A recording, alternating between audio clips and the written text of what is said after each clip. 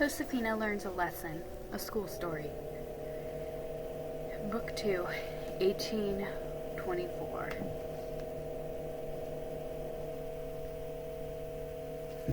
By Valerie Tripp, illustration by Jean-Paul Tibbles, vignettes by Susan McGalley.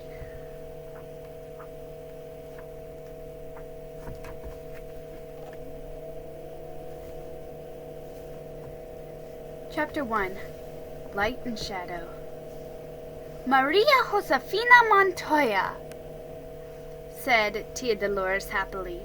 "How beautiful you look." Josefina blushed and smiled at her aunt. "Gracias," she said. She smoothed the long skirt of her new dress with both hands. The cotton material felt soft and light.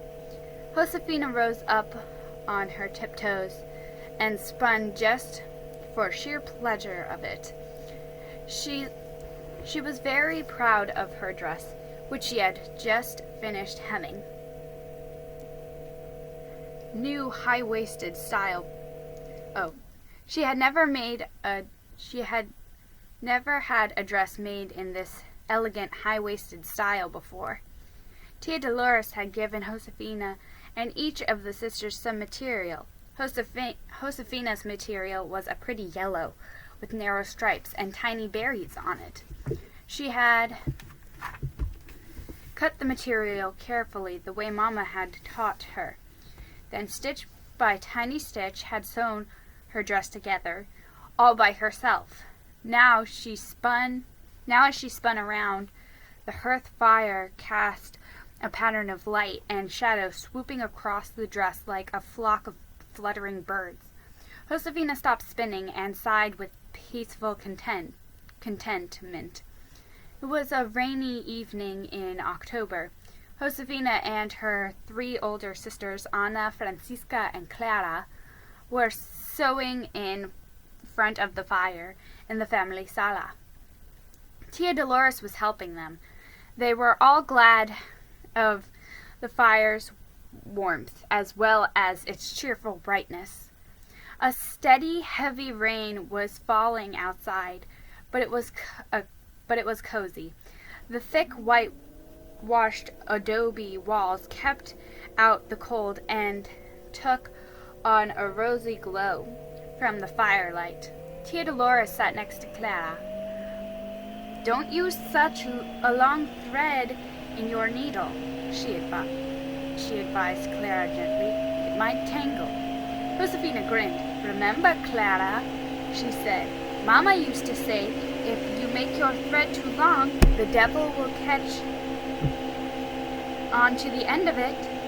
All the sisters smiled and nodded, and Tia Dolores said, "I remember your Mamma saying that to me when we were young girls learning to sew."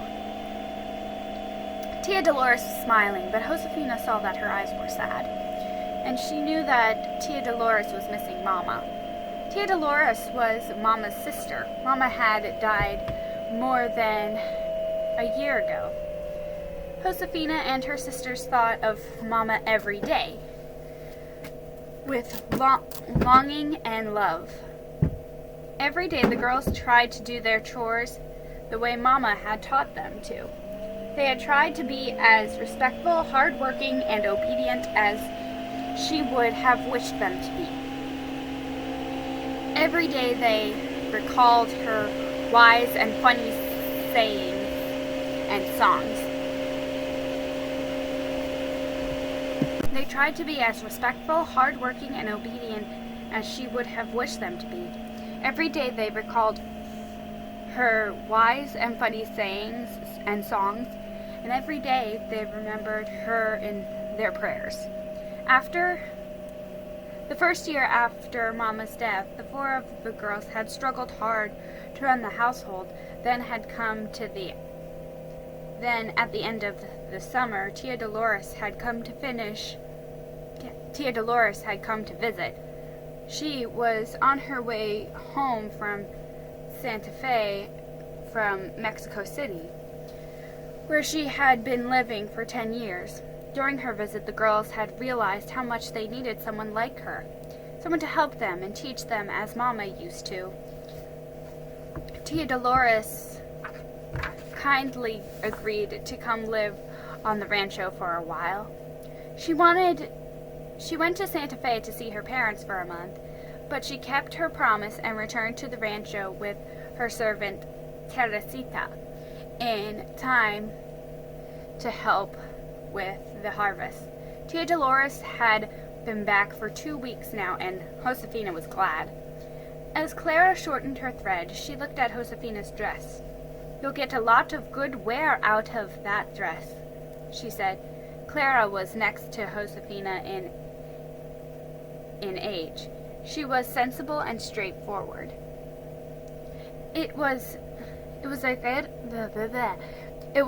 a good idea to make it too long. That way you can grow into it. "Oh dear," said Josefina, looking at her hem. "Is my dress too long?" "Not at all. It's perfect," said Anna in her tender-hearted way. She was the oldest sister, already grown up and married. "You've done a fine job, Josefina, and you are the first one of us to finish." Anna had not even begun her dress yet. She had decided to make vests for her 2 little boys first. Francisca, the second oldest sister, sighed a huge sigh. "I'm far from finishing my dress," she said. "I've still so much to do."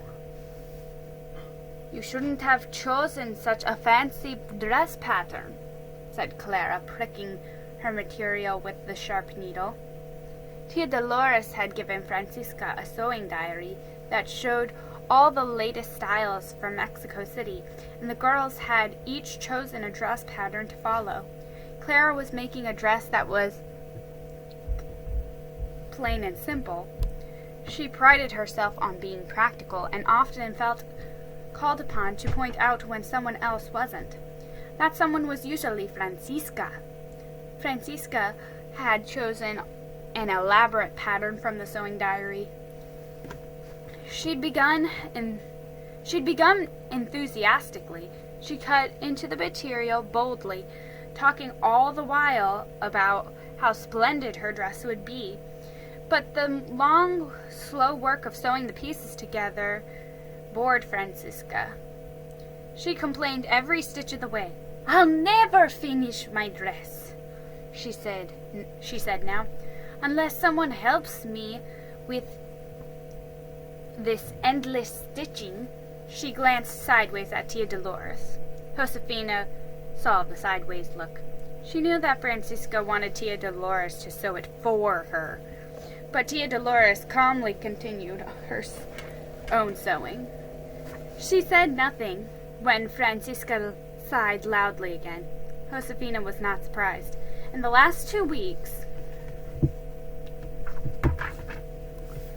she had learned that Tia Dolores was always willing to give help and advice, but she would not do the girls' work for them.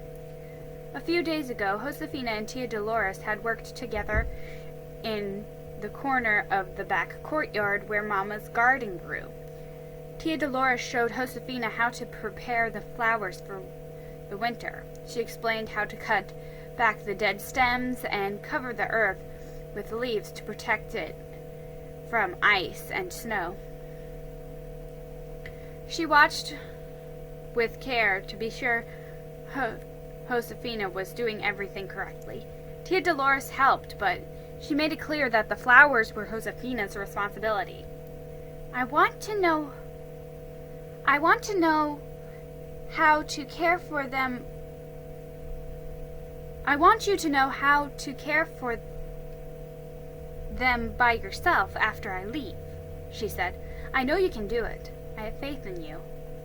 Tia Dolores worked hard teaching, and she expected the girls to work hard learning.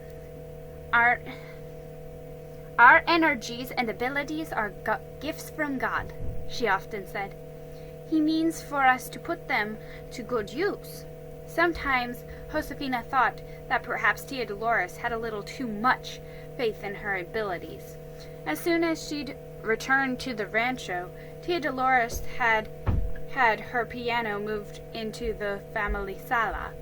The piano had come all the way from Mexico City, and Josefina was eager to learn how to play it. So Tia Dolores gave Josefina lessons. Right away, Josefina had learned that making music on a piano was much harder than it looked. But Tia Dolores was generous with her encouragement. She never gave up, no matter how Josefina fumbled at the keys. Now Francisca frowned and rustled her material. She made a great show of holding it up to the fire and squinting as she stitched. Clara glanced at the hem of Francisca was sewing. "Just look at the size of your stitches," she said. "They're much too big."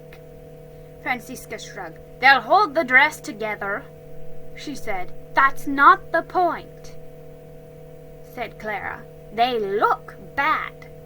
"Oh, Clara," said Francisca crossly, "the stitches are on the inside. No one will see them." "Yes, they will," said Josefina, who didn't like to hear the sisters squabble. "No one's dress swirls more than yours at a dance, Francisca, and no one is more admired." Josefina twirled around the room, pretending to be Francisca dancing. "See my hem stitches?" she asked. She sang a dancing song that had been one of Mama's favorites. Tia Dolores knew the song too. She went straight to the piano and began to play it. Anna and Clara sang along and clapped in time to the dance over and clapped in time to the music. Francisca tried not to smile, but when Josefina danced over to her, holding out her hands, Francisca happily thrust her sewing aside and sprang to her feet. Josefina and Francisca danced around the room, weaving in and out of the light of the fire. Soon Anna and Clara were dancing with each other too. Tia Dolores played away merrily. Her rebozo slipped down off her shoulders. Her dark, shiny hair had a reddish luster in the firelight.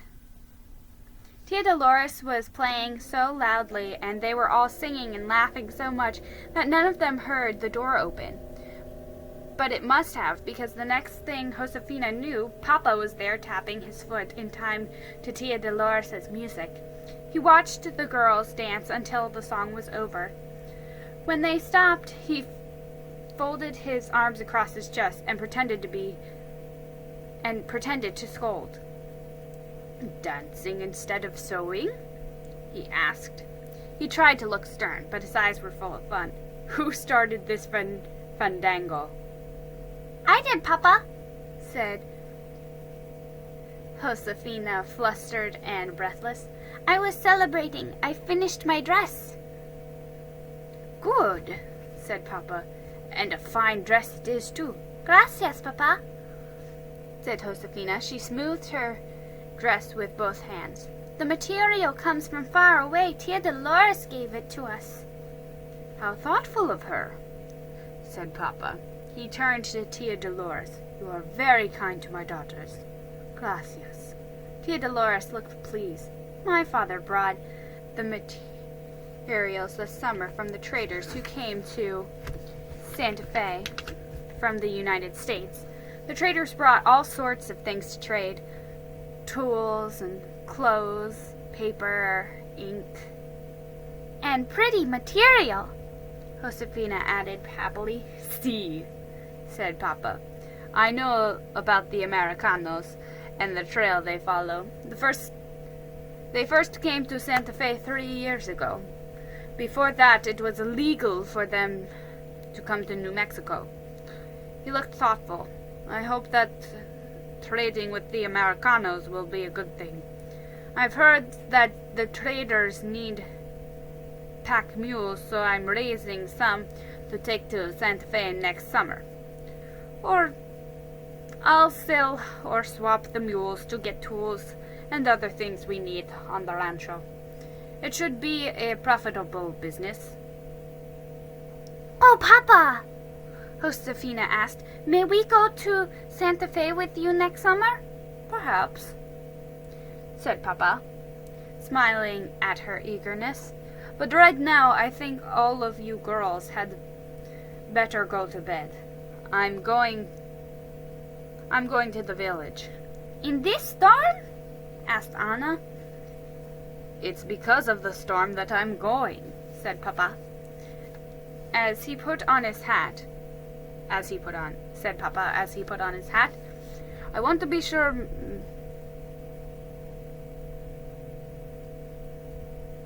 Magdalena is all right. Tia Magdalena was Papa's sister. She was much older than he was, and she lived alone in the village about a mile from the rancho.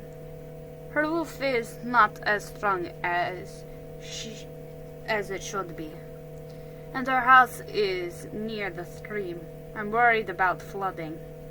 Most of the time nothing is more welcome than rain, but it's unusual for it to rain so late in the year, and such a hard rain can mean trouble. Josefina listened. They'd been making so much noise they hadn't noticed the wind had an angry sound to it, and the rain was coming down harder and harder. She watched Papa as he put on his woolen saree. Even that wouldn't keep him dry tonight. Josefina turned a worried face up to Papa. Now, there's no need to worry. There's no need for you to worry, my Josefina, Papa said in his deep, comforting voice. Our house is high above the stream. God will keep you safe, and your Tia Dolores is here to look after you. See, Papa, said Josefina, but if the stream floods... Our harvest is safely in, said Papa. We'll move the animals to higher ground if we need to. Now come and say good night to me before I go. The girls knelt before Papa, the palms and fingers of their hands pressed together as for prayer. Papa gave each girl his blessing and kissed her praying hands. His smile was loving as he looked down on his daughters' upturned faces. Go to bed, he said. The sky will be blue tomorrow. Tia Dolores opened the door for Papa. God go with you, she said softly. Papa nodded, then went out into the windy, rainy night. Papa had told Josefina not to worry, but she could not obey. The sheepskins that were her bed were warm and soft and comforting, but they could not soothe away the worry that kept her awake. She lay on her stomach with her chin on her clenched hands and listened. Moment by moment the wind grew wilder. It shrieked and howled and hurled the rain against the roof and the walls as if they were trying to destroy the house with its anger. Josefina shivered at the sound of the storm's rage. Please let Papa be safe, she prayed. Please? She was glad she couldn't sleep. She hoped her prayers would protect Papa. And so, when the church bell rang in the night, Josefina was already awake. The bell's fast clang, clang, clang came through the storm's uneven gusts. It was faint but steady. Josefina knew the church bell was an alarm. Its clang meant Danger, danger, danger. Francisca! Clara! Said Josefina urgently. Wake up!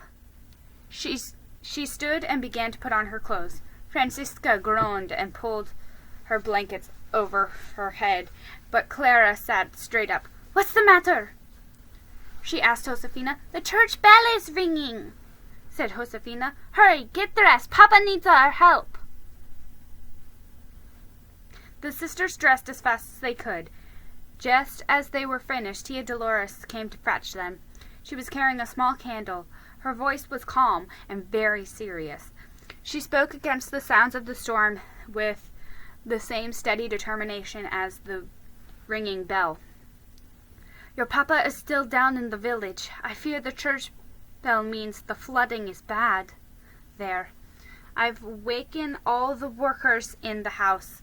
Some will herd the animals to higher ground. Others will try to build up the stream banks so that the stream won't flood the fields. I've told Anna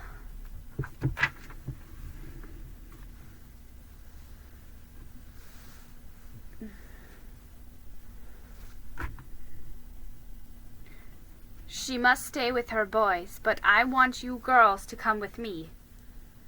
We must save as much as we can from the kitchen garden.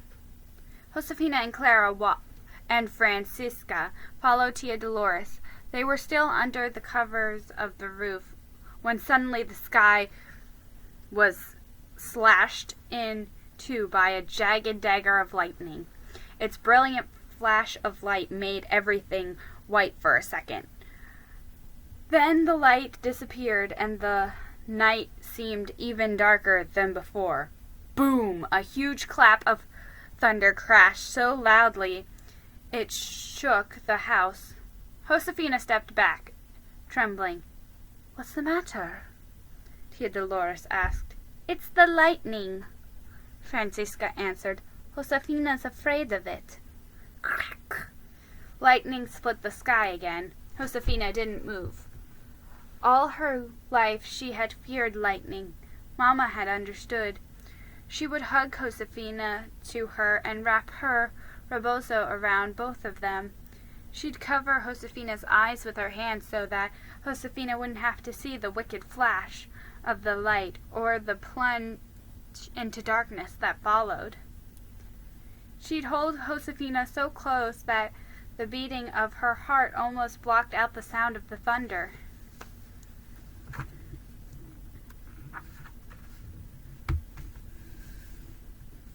Mama, thought Josefina, now bracing herself for another flash. Help me. Just then, Josefina felt Tia Dolores put a strong arm around her shoulders. Tia Dolores' little candle sputtered wildly in the wind, but it didn't go out. By its feeble light, Josefina saw Tia Dolores' gentle face. Come with me, Josefina, she said. Josefina took a shaky breath. She leaned close to Tia Dolores. Together they stepped forward. Clara and Francisco followed behind. The rain put the little candle out, but Tia Dolores' step was sure. Even in the darkness, she led the girls across the front courtyard, through the passageway, and into the back courtyard. As they passed Mama's flowers, Josefina remembered what Tia Dolores had said when they'd worked together. I know you can do it. I have faith in you. Lightning sliced the sky, and thunder boomed again and again. Josefina shuddered, but Tia Dolores' arms gave her courage. She stayed within its safe hold as they went out the back gate to the kitchen garden. Carmen the cook and her husband Miguel were already there filling big baskets with squash, beans, chilies, and pumpkins. The kitchen garden was awash in mud. It made Josefina sad to see it. She and her sisters had worked so hard all spring and summer tending the garden. She was sorry to pick the squash that were not perfectly ripe yet, but she knew it was better than letting them be washed away or rot from lying in the water. And there was so much water. A river of it washed through the center of the garden, and the rain was still falling in torrents. Mud pulled at Josefina's moccasins and splashed up onto her legs. Soon she was soaked to her skin. Her hands were numb with cold and caked in with dirt. Her arms were tired from lifting mud-streaked pumpkins, and her back hurt from carrying her heavy basket. Lightning flashed all around her, and thunder rumbled. But Josefina bent to her work, trying to ignore the force and the fury of the storm. "Tia Dolores has faith in me," Josefina said to herself. "I can't let her down." Chapter 2. Turning Blankets into Sheep.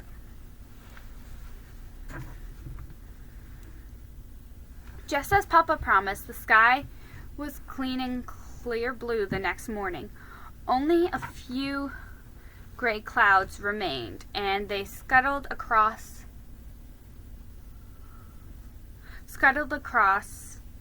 the horizon as if they were ashamed, shoving against each other in their hurry to get away. Below, the ground was so wet it was shiny, reflecting the new blue sky. It was crisscrossed everywhere with thin little rivers no bigger than trickles, trying to find their way down the hill back to the stream. Papa had come home from the village at dawn, just in time for morning prayers. As he knelt in front of the altar in the family sala, Josefina had thanked God for Papa's safe return. Now the family was gathered in the kitchen for breakfast. Josefina was helping Clara and Carmen, the cook, make tortillas. Anna was rocking her younger boy in a cradle that swung gently from the ceiling. Francisca was grinding corn, so she would put a handful of dried corn on the flat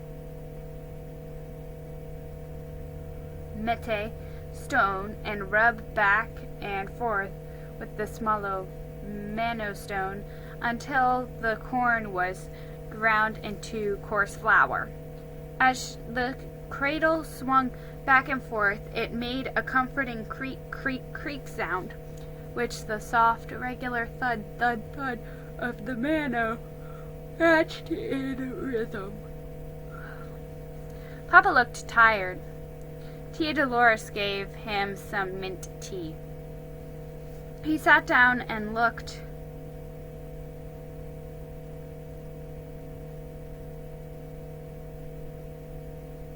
He sat down and took a long, grateful sip before he spoke. "You all did a fine job of saving as much as you could from the garden," he said. "I'm afraid the news from the village was not as good. I was in time to save Mandala's roof, but one whole corner of the church collapsed.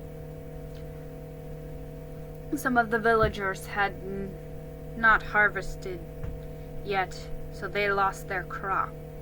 So their crops are lost. They were swept away by the stream when it rose over the banks. What a blessing it is that you brought our harvest in early," said Anna. "We'll be able to share it with the villagers who lost their crops. No one will go hungry this winter." "See," said Papa, "that is a blessing." He paused as if he didn't want to say what he had to say next. At last he said sadly, "But we've suffered another loss. I was told about it late last night. It seems that the shepherds were moving our sheep from their summer grazing lands in the mountains down to the winter pastures closer to the rancho. When the storm began, the shepherds took a shortcut to save time. Just as they were crossing the bottom of the deep arroyo, a flash flood came. All of a sudden, the arroyo was full of a raging torrent of water. The water came so fast and so hard that the sheep couldn't get out of its way. The shepherds risked their lives to save as many sheep as they could, but hundreds of our sheep were drowned. As if he needed to hear it again to believe it, Papa repeated, "Hundreds of our sheep were drowned." Anna lifted her son out of the cradle and held him close. Everyone else was still. They looked at Papa, their faces full of concern. Then Josefina went to stand by Papa's side. She put her hand on his arm, and he patted it while he stared into the fire.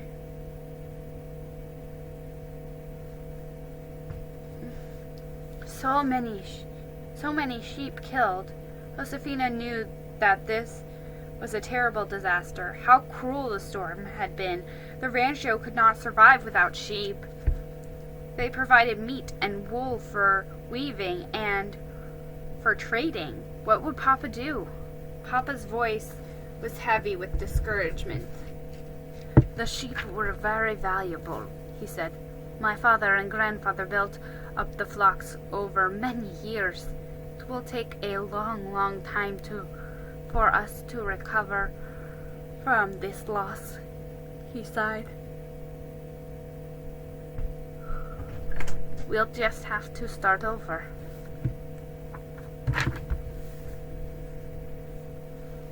"I'll have to trade the mules I raised. I have nothing else to trade. I'll have to use the mules to get new sheep so that we can increase our flocks again." "Perhaps not," said Tia Dolores. She'd been so quiet, they'd almost forgotten she was there.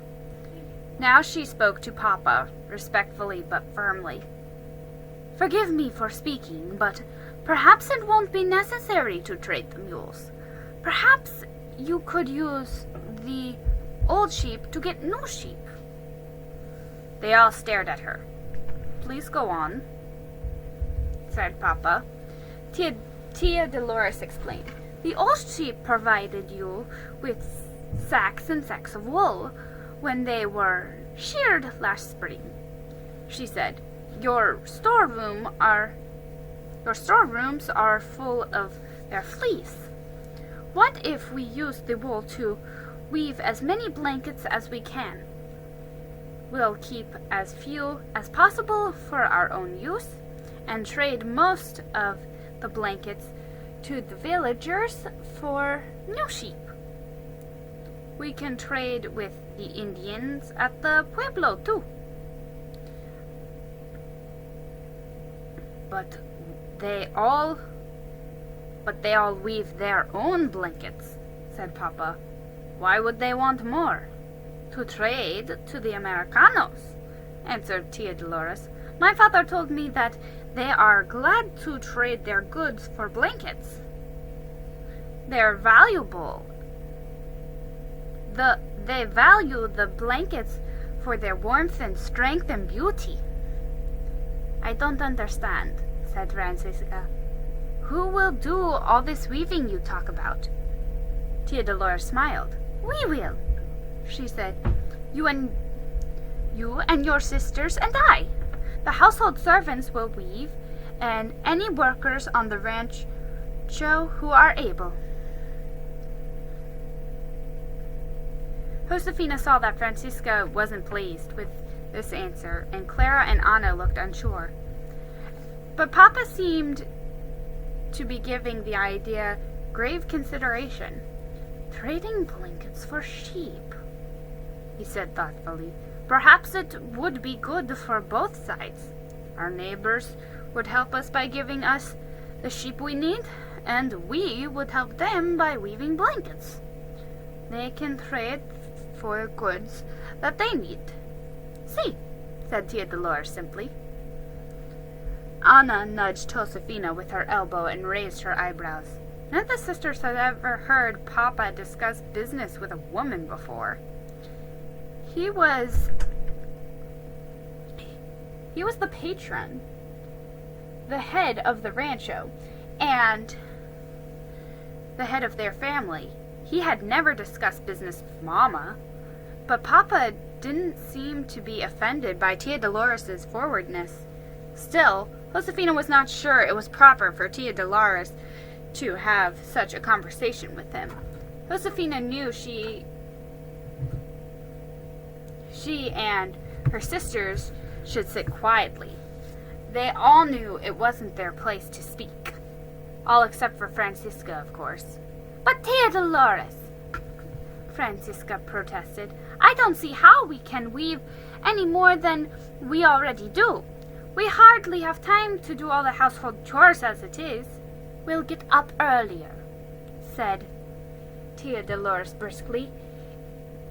If all four of you help, Josefina can't help, said Francisca. She doesn't know how to weave. Anna nodded, and even Clara agreed with Francisca for once. That's true, Clara said. Mama never taught her because Josefina was too small. She's still too small to work with the big loom.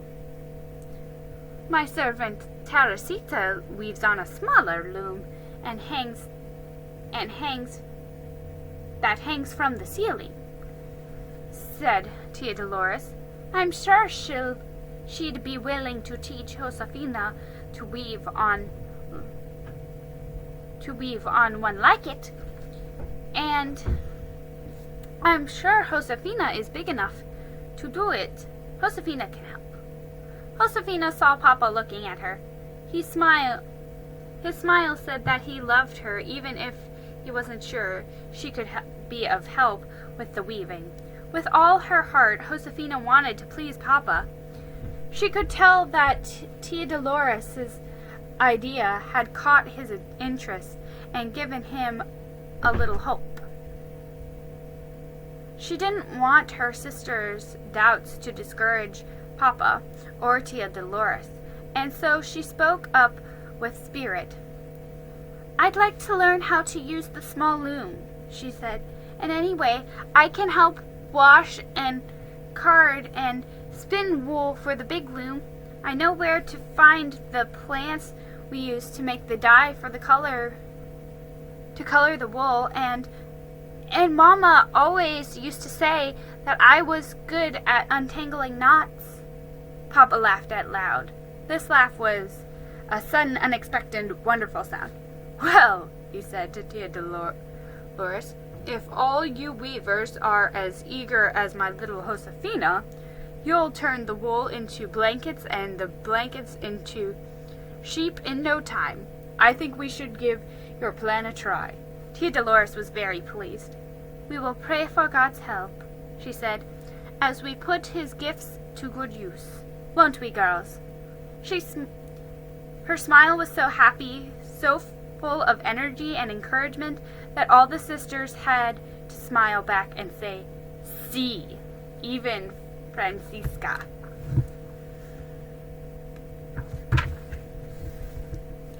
That very afternoon, Tia Dolores brought Josefina to Teresita. Will you teach Josefina to weave? She asked. Teresita was working on a loom that hung near one wall and stretched from the ceiling to the floor. She looked at Josefina and then smiled. Teresita's smile seemed to use her whole face, because her eyes were surrounded by wrinkles of good humor. "Sí," she said. "Gracias," said Tia Dolores. You might as well begin now. As I always say, the saints cry over lost time.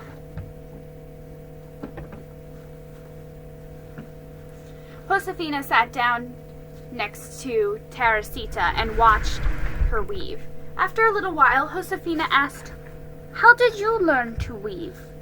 Teresita's voice was unhurried as she answered, "Before I came here with your tia Dolores, I was a servant in your abuelo's house in Santa Fe."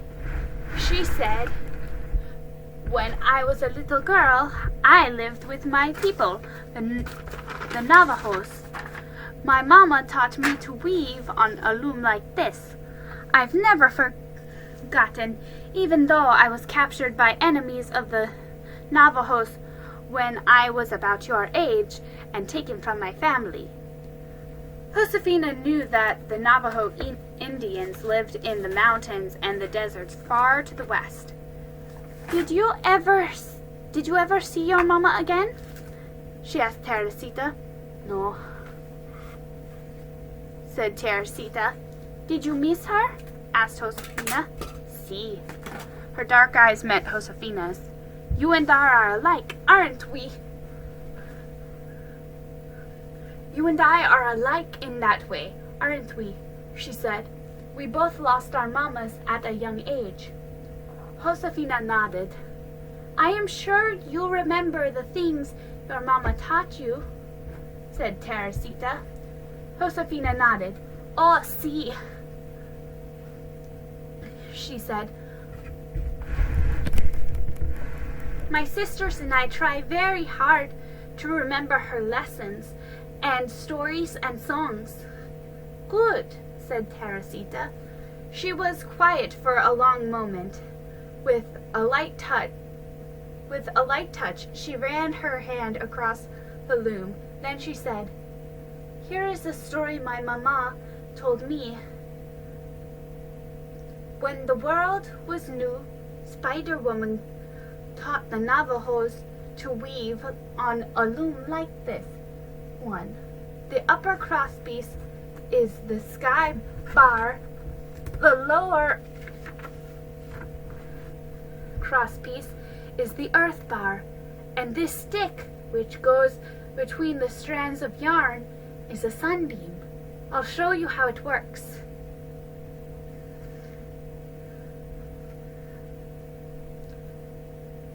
Josefina watched. The loom looked like a tall harp. Long, taut strands of wool yarn connected the sky bar to the earth bar. The sunbeam still held the strands apart. It made space between the strands of wool.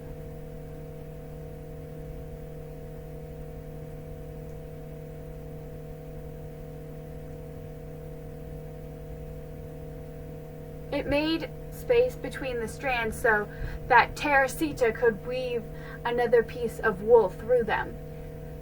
When she had woven the wool through all the long strands, Teresita pulled at the wool gently, pushed it down into place, then turned it and wove it back into the other direction. Teresita's hands make it look easy, Josefina could not wait to try. "May I do it?" she said. Teresita handed her the wool. "Remember," she said, "the earth, the sky, the sun have already worked hard to provide us with this wool by growing grass for the sheep to eat. They didn't hurry their work, and neither should you." Josefina worked very slowly indeed, but even so, the row she wove was loose and bumpy. Teresita helped her take it out and do it over again. Josefina was weaving a straight row that was a pale gray color, but the part of the blanket that Teresita had woven had a lovely pattern of stripes and zigzag lines and diamond shapes and triangles on it. and the dark blue zigzags reminded Josefina of the mountains that surrounded the rancho, and the creamy white zigzags just above the mountains floated below the zigzag mountains. Floating below the zigzag mountains were dark V's that looked just like the graceful wild geese Josefina saw flying across the autumn sky, and below them Teresita had woven pale golden shapes that reminded Josefina of the cottonwood leaves that fell all around her when she went to the stream every morning. Most of the colors of the blanket were soft, deep browns, and many gentle shades of gray and blue and delicate gold and yellow. But every few rows Teresita had woven in the yarn that was a fiery orange red of the harvest moon. "The pattern is so pretty," said Josefina. "It reminds me of our rancho." "Yes," said Teresita, wrinkling up her eyes in a smile. "A blanket should be as beautiful as the place it comes from." She was thoughtful for a while before she said, "Maybe this blanket will travel all the way to the United States. Maybe some little girl there will look at it, and then she will know how beautiful it is here in New Mexico." Josefina liked that idea. "She'll probably like the red strands best," she said, just as I do. "They stand out from all the rest." "They do," said Teresita, "but every strand, dull or bright, is part of the pattern. Every strand adds to the strength and beauty of the whole blanket. See," said Josefina. "But the red wool seems to change everything around it somehow. It makes all the colors better." That first day, Josefina had to do her row of weaving over and over again before it was smooth and even. But Teresita was very patient, and slowly, Josefina's hands became accustomed to the feeling of the wool. When Josefina came for her next weaving lesson, Teresita had set up a loom for her to use by herself. Josefina enjoyed her weaving lessons with Teresita. It was a pleasure to weave the wool through the strands and to push the newly woven row down so that it fit snugly next to the row below it. Part of the pleasure of knowing that with each row Josefina was adding to the blanket that would help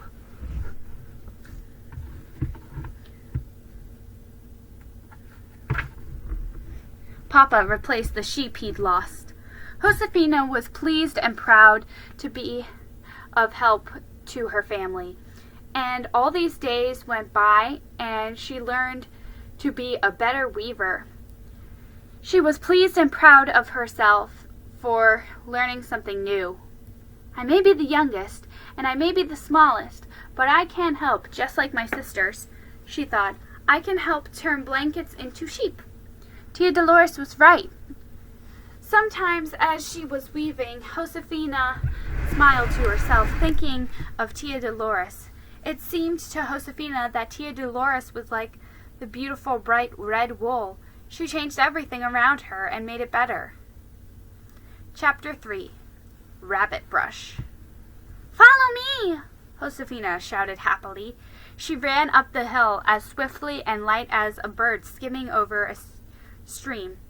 The air at the top smelled of juniper and pinon.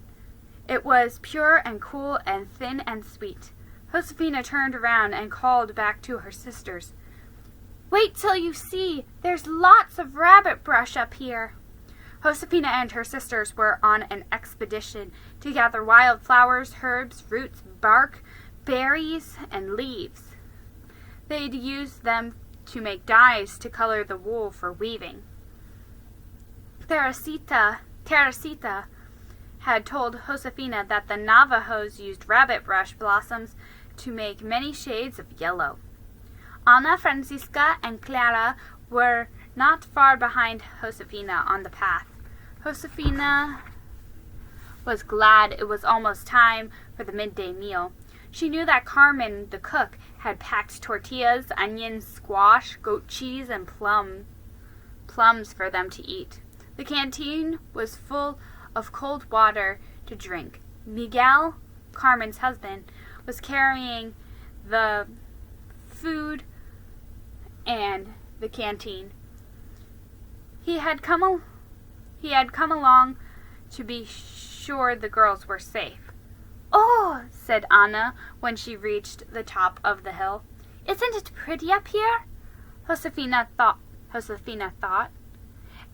Anna looked very pretty herself. She was a little breathless, and her cheeks were reddened by the climb and the wind. All the sisters seemed to be in high spirits. They set to work gathering rabbit brush, delighted to be out in the bracing air and bright sunshine. Clara, who usually liked to keep her feet firmly on the ground, seemed to have a bounce in her step today. And Francisca, who was usually so careful of her appearance, didn't seem to care that her hair was windblown and tousled and had a yellow leaf caught in it. "Look," said Josefina. She took a leaf out of Francisca's hair and twirled it on its stem. The leaf was such a shiny yellow, Josefina thought about saving it to put in her memory box, along with the pretty swallow feather she'd found earlier. She kept things that reminded her of Mama in her memory box. Mama had loved swallows, and she had loved autumn, too. When the bright yellow leaves stood out against the dark green of the mountainsides and shimmered against the deep blue sky. But Josefina knew that the little leaf would soon turn brown and crumble, so she let it go. She watched the breeze catch it and send it swooping and flying as if it were a tiny yellow bird. Josefina loved autumn as much as Mama had. It was a busy time on the rancho. All the harvested crops had to be stored properly to preserve them for the winter. The storeroom was full of garlic, onions, beans, corn, squash, pumpkins, cheese, and meats. The adobe bins in the granio were full of grain to be ground into flour. Josefina and her sisters made strings of the squash slices, apple slices, red chilies, and herbs. The strings would hang near the hearth where they would dry and be handy for use in cooking throughout the winter. Josefina always enjoyed the cheerful bustle in the kitchen at harvest time, but it was a treat to be out and away today. High up on this golden hillside with her sisters. The morning had flown by. Now it was midday, and her sisters gathered around the food Carmen had packed for them. Miguel found a sunny spot nearby and took his afternoon rest while the girls ate. Josefina bit into a plum that was warm from the sunshine. The breeze lifted her hair off her back and cooled her face. "I wish Tia Dolores had been able to come with us today," she said. "She'd enjoy this." Tia Dolores had gone to the village. She was bringing food from some of the villagers who had lost their crops in the flood. "See," agreed Anna and Clara. Francisca had a mouthful of tortilla. Josefina grinned. She took a sprig of rabbit brush out of her pocket and pretended to be Tia Dolores. "We'll put these flowers to good use, won't we, girls?" she said, imitating Tia Dolores' energetic manner. Anna and Clara laughed, especially when Josefina put the flowers to good use by tickling them. But Francisca grabbed the flowers away.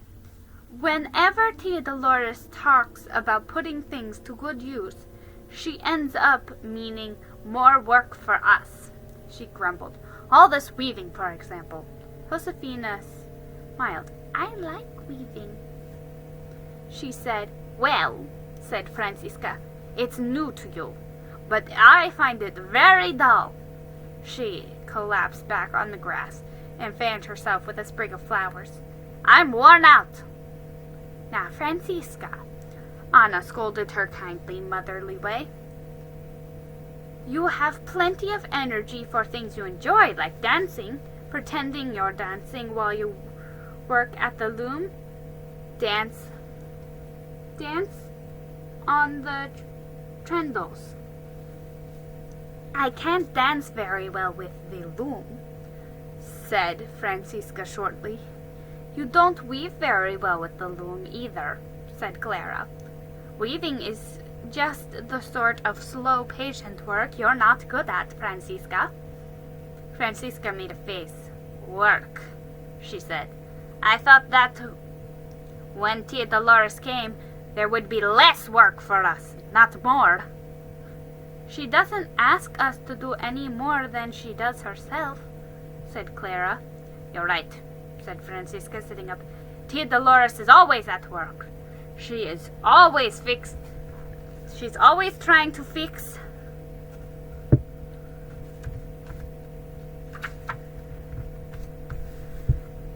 things and improve things and change things, especially us." Francisca poked and prodded Clara's arm with a sprig of rabbit brush as she continued to explain. Tia Dolores is always trying to poke and prod us into being different than we are. She's never satisfied. She always thinks we can be better. Tia Dolores came to teach us," said Anna. "She's not a servant." "She certainly is not," agreed Francisca. "She certainly is not," agreed Francisca. "She seems to think she is Patreon. Look at how she's put herself in charge of this weaving business. Tia Dolores has also taken on the responsibility of keeping track of the number of blankets the rancho was producing. As Papa said, we must replace the sheep," Anna said calmly. She collected the remains of the food, and the girls started back down the hill with Miguel. Anna walked next to Francisca. "We should be grateful to Tia Dolores for her good idea and her hard work. She is helping us, and that is exactly what we asked her to do." Francisca frowned. "Tia Dolores' help is not exactly what I expected it to be," she said. "Tia Dolores isn't either. She seems different than she was when she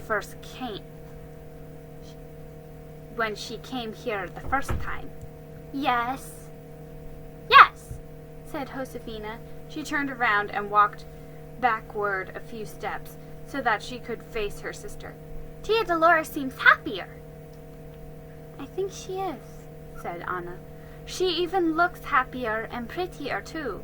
She's not so thin and pale as she was." "She's letting her skin get rough and red," said Francisca, who was vain about her own complexion. Josefina did not like to hear Francisca criticize Tia Dolores. "Why are you speaking this way about Tia Dolores?" she asked Francisca. "You were the one who used to say that she was elegant and that her clothes were beautiful. She never wears those beautiful clothes anymore, said Francisca. Just everyday work clothes. She shook her head and said mournfully, Soon I expect none of us will have anything but worn-out workday clothes. Clara snorted. You'd have a fancy new dress if you'd ever settled down and finish it, she said. Francisca ignored her. Tia Dolores is determined to weave all our wool into blankets, she said. I'm sure she won't spare even enough for new sashes for us. Not that it matters how we look. We don't have time to do anything but work these days. We're all up before dawn. Ah, that's it, said Anna. You are out of sorts because you have to get up so early. Anna and Clara and Josefina glanced at each other and hid their smiles. Francisco was well known for being slow to rise in the morning. Anna went on. Mama always said no one has a sweeter temper than you do. Francisca, as long as you have plenty of sleep. Josefina noticed that when Anna mentioned Mama, a strange look crossed Francisca's face.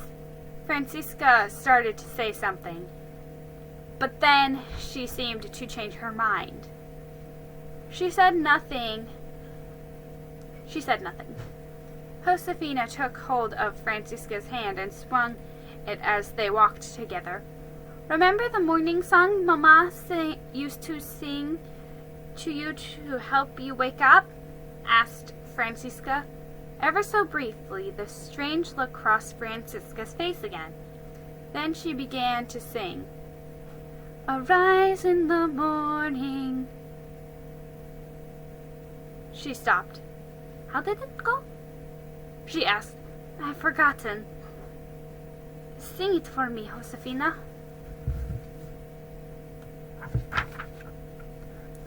Josefina began to sing. Here comes the dawn, now gives us the light of day. Arise in the morning and see that the day has dawned. Josefina sang the song in her clear, sweet voice as she made their way down the hill. Tia Dolores met them as they passed the orchard. She was carrying the basket full of apples, walking with her usual purposeful stride. Wisps of her ruddy autumn hair curled out from under her rebozo, and her skirt flapped in the wind. Josefina, she said, I do love to hear you sing. She smiled. Perhaps you'll sing a special song for the village to hear as part of the Christmas celebration this year. Josefina could feel her own smile sink right off her face. Oh, no, Tia Dolores, she said quickly, too surprised to be polite. She spoke again, this time with more respect. I mean, I beg your pardon, but no thank you. Why not? Asked Tia Dolores. You have a lovely voice. Like yours is a gift from God. I am sure God means you to use it to delight others, especially if you do so to celebrate Him. Josefina thought of how it would feel to have everyone looking at her, everyone listening to her, singing all alone. She shivered. It was scarier than lightning. I'm sorry, she said, stumbling over her words. I just couldn't. Tia Dolores looked Josefina straight in the eye. You mean you don't want to? She said, but perhaps one day you will. Josefina felt something jab her arm. It was a sprig of rabbit brush, and Francisca was poking her with it. Francisca raised one eyebrow and gave Josefina a look that said, "See that? Remember what I said about Tia Dolores poking and prodding us to be different than we are? Wasn't I? Wasn't I right?" Chapter 4. The First Love. A few nights later, Josefina sat on a stool close to the fire in the family sala. The evening air had sharpness that warmed the wintry cold to come. Josefina curled up her toes inside her warm knitted socks. She and Clara were spinning wool into yarn. They were using long spindles called malacats to twist tufts of wool into one long strand of yarn as the wool spun around. Anna was putting her boys to bed. Francisca sat nearby sewing her fancy dress, which, as Clara had pointed out, she still had not finished. Tia Dolores was at her writing desk, bent close to her work. Scritch, scratch, scritch, scratch. Josefina loved the sound of Tia Dolores' quill pen made as she wrote in the ledger she used to keep track of the weaving business. Paper and ink were precious, so Tia Dolores made her numbers small and filled every inch of the page. Papa sat nearby at the table, quietly watching her write. Josefina looked around at the family sala. A piano, a writing desk, paper, pen, ink, and a ledger, she thought. Tia Dolores has brought so many new things into this room. Mama wouldn't recognize it.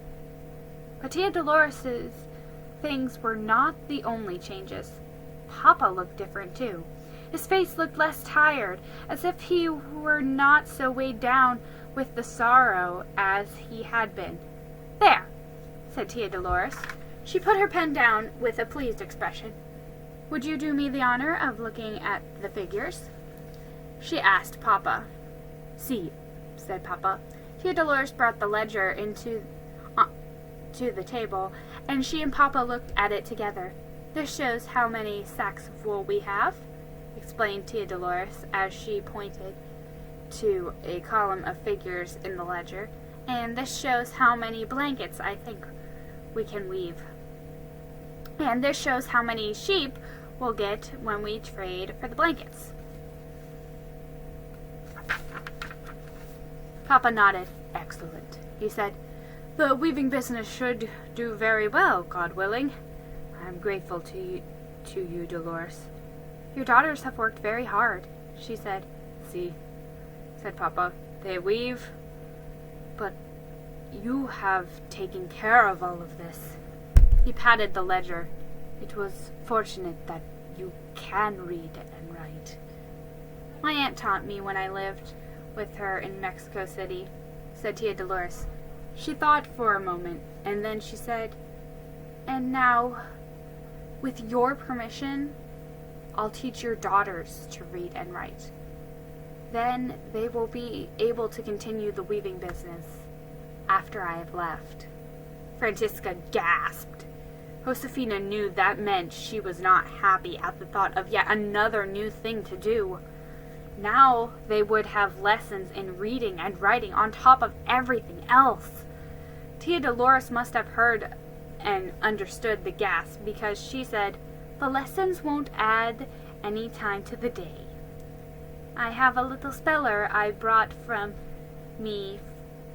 with me from Mexico City. We'll use it when we sit by the fire at night. We will be putting our evenings to very good use." Francisca spoke up boldly. I don't see the need for learning to read and write," she said. "I have no time to read books, and no one ever sends letters that have anything to do with me." Tia Dolores smiled. "Ah, but soon they will, Francisca," she said. Soon your papa will be receiving letters from young men who want to marry you. Francisca sniffed. She said, I won't read them, and I'll reply to any proposal by handing the young man the squash. That's true.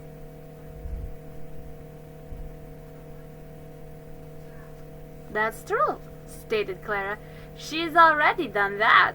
In fact, a young man had already proposed to Francisca. She had indeed followed the old custom of giving him a squash to let him know she was not interested in marrying him. Letters proposing marriage can be very persuasive, said Tia Dolores. Your papa won your mama's heart with his letters. Francisca's dark eyes were flinty. Mama could not read, she said. No, said Tia Dolores, but she always said that she loved the way your papa signed his name with such fancy flourishes. Papa laughed. I was young and foolish, he said. It was the custom to make flourishes to show what an important person you were, and to make your signature different from anyone else's. I don't bother with flourishes anymore.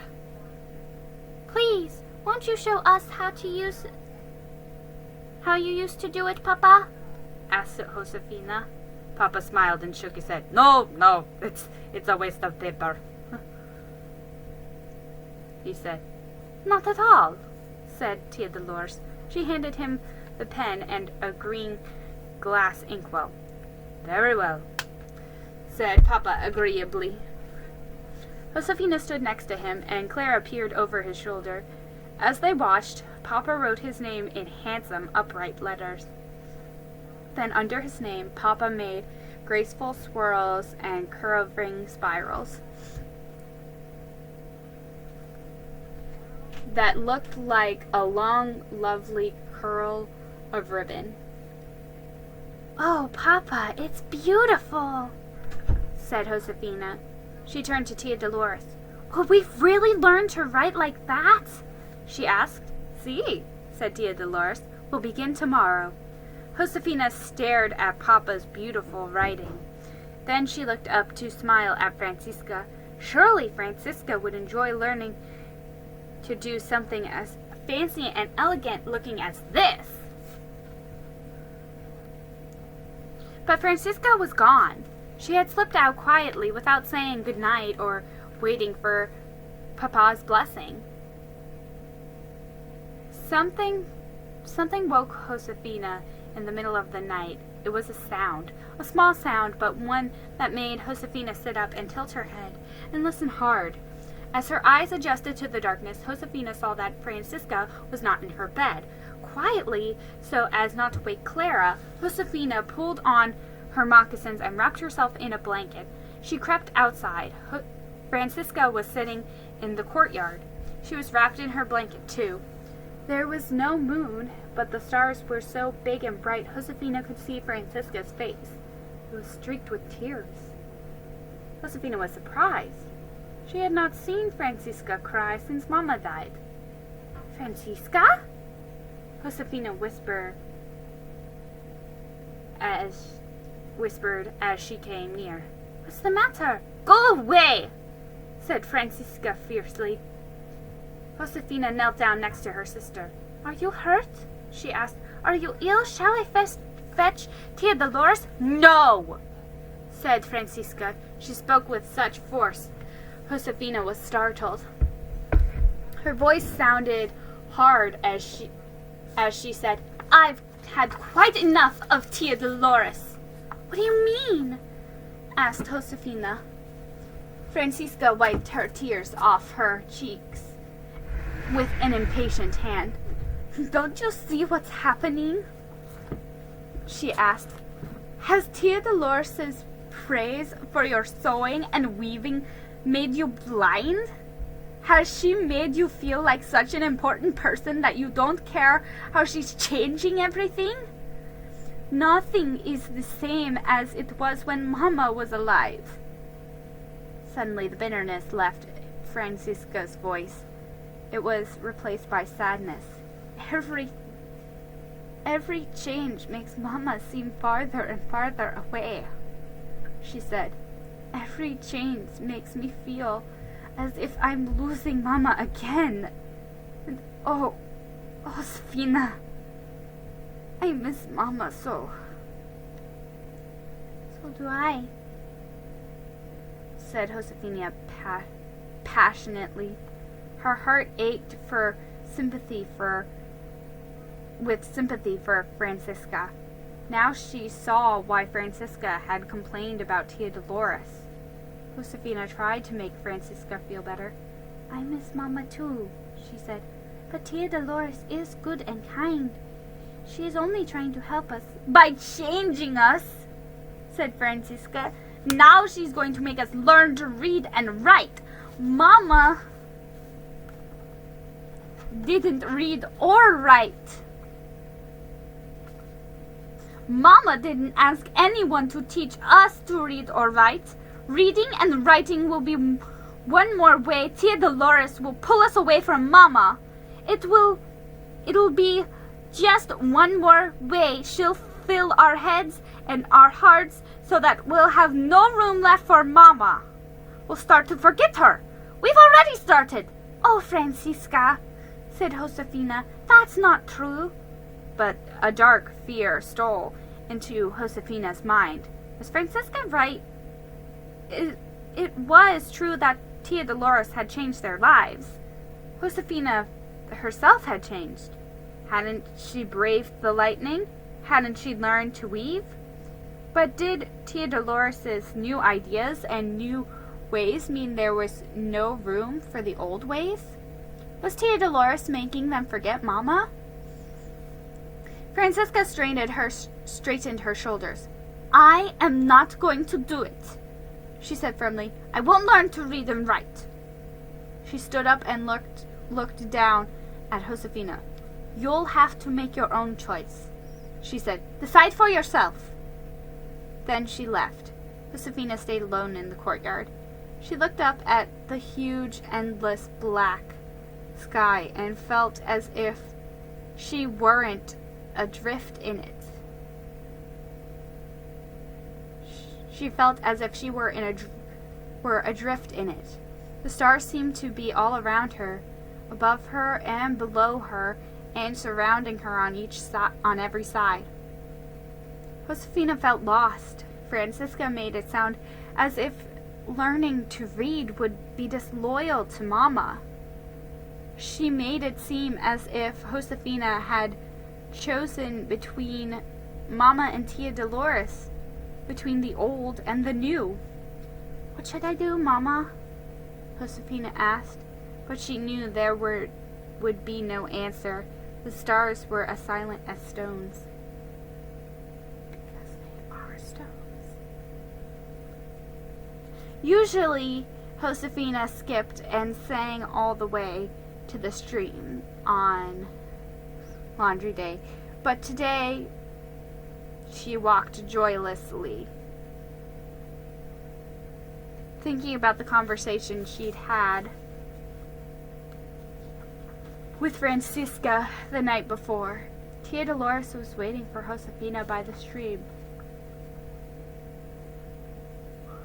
There you are, Josefina, she said cheerfully. You're as quiet as a little shadow this morning. Where are your sisters? They're helping Carmen in the kitchen, Josefina answered. Good, said Tia Dolores. Then after we do the laundry, you will have your first reading lesson by yourself.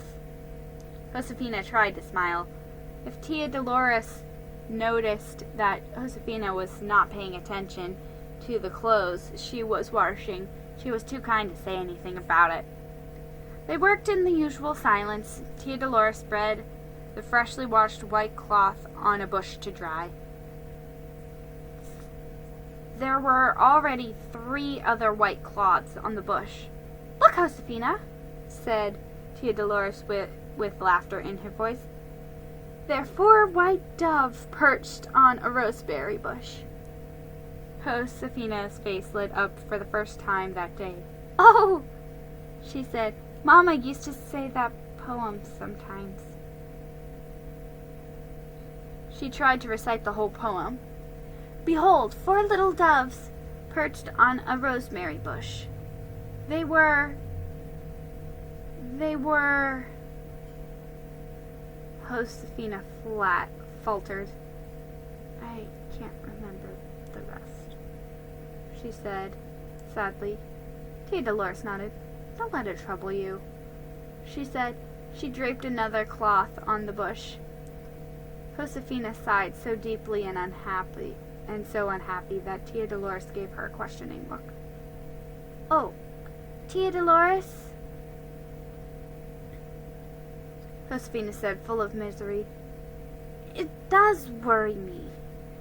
I can keep things that remind me of Mama in my memory box, but I can't keep her words anywhere, and I'm beginning to forget them.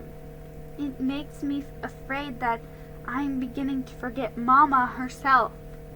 Tia Dolores' eyes were gentle, and she listened when Josefina stopped talking. When Josefina stopped talking, Tia Dolores dried her hands on her skirt and said, "Come with me, Josefina." Josefina almost had to run to keep up with Tia Dolores' long strides.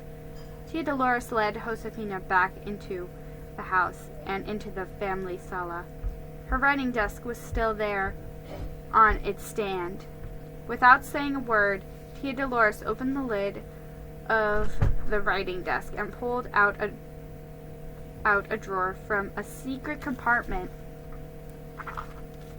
In the drawer, she took a little book bound in a soft brown leather. She handed it to Josefina. Very, very carefully, Josefina turned the pages of the book. She couldn't read the words, but on many pages there were little sketches. Josefina stopped when she came to a drawing of 4 white birds perched on a bush. Tia Dolores read the words on the page aloud. "Behold, 4 little white doves perched on a rosemary bush. They were saying to each other, 'There's no love like the first love.'" As she listened, Josefina remembered hearing Mama's own dear voice, low and lilting and full of love, saying those very words. "Your Mama didn't read or write," said Tia Dolores. She learned this poem by hearing our Papa read it aloud to us when we were little girls. When I was in Mexico City, I made this book. In it, I wrote prayers, poems, songs, stories, even funny sayings your Mama and I both loved when we were girls. It helped me feel close to her, even though I was far away." She smiled at Josefina. "When you learn to read and write, you can look at this book any time you like and read your Mama's words. In it, you can write things that you remember her saying. This book will be a place to keep her words safe so that you'll never lose them." Josefina smiled with tremendous relief and gladness. She felt as if she had received an answer from Mama herself about what to do. It was as if Mama were encouraging her to learn to read and write. Francisca was wrong. Reading and writing wouldn't pull them away from Mama. It would help them remember her. "Oh, please, will you teach me to read this book?" Josefina asked Tia Dolores. "This book and any others you like," said Tia Dolores Reading is a way to hold onto the past, to travel to places you've never been, to learn about worlds beyond your own time and experience. You'll find there are many grander books than this one. Would you like to keep this little book with your memory box to be your very own? No gracias, said Josefina. She smiled a little. That wouldn't be putting it to good use.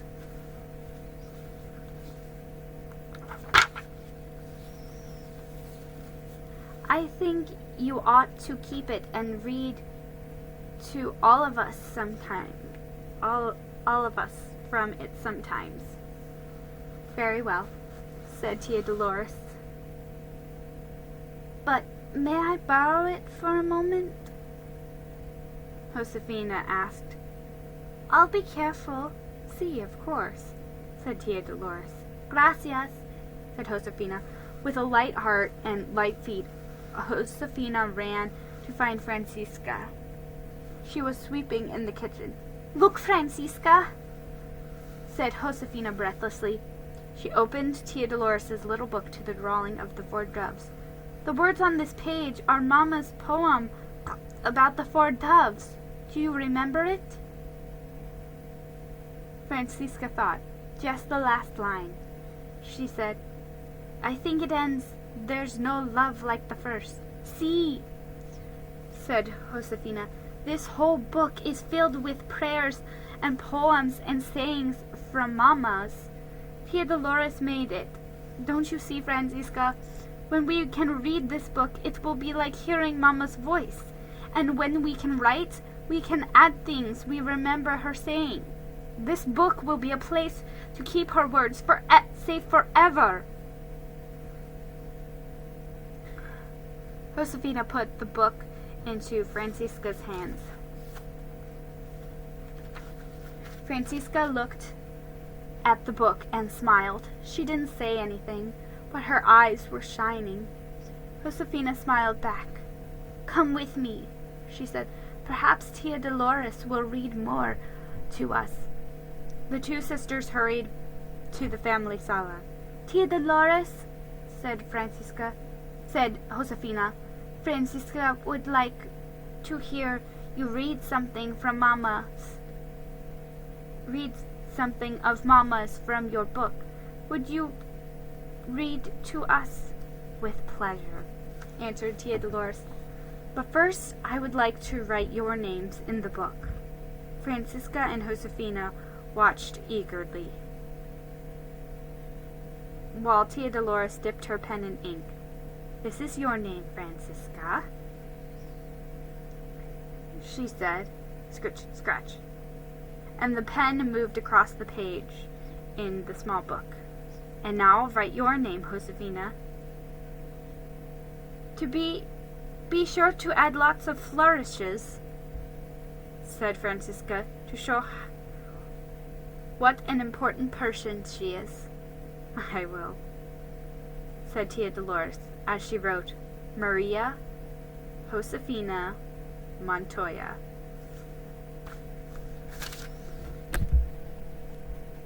And that ends Josefina Learns a Lesson. I hope you guys enjoyed this dramatic reading. Like I said, I have a better appreciation for the Josefina books now that I'm older than when I first tried to read them. Unless I'm mistaken, I think these, at least the first 2, I don't know about the other 2 Josefina books, but at least the first 2 I think I had when I was actually the target demographic, and I was reading them for school. So yeah, so the pages are actually kind of worn out, and actually the spine is actually broken for almost every page, because that's what I did when I was a much slower reader. But yeah, so that was Learns a Lesson, and tomorrow we're going to be reading Saves the Day, because I don't have the Happy Birthday Josefina book, and I don't have the Surprise Josefina book. as it stands now, I'm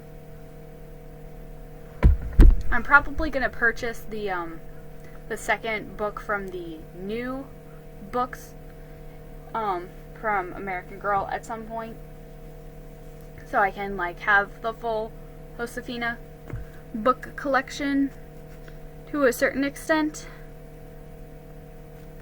But yeah, so I hope you guys enjoyed that, and I will see you guys tomorrow. Bye.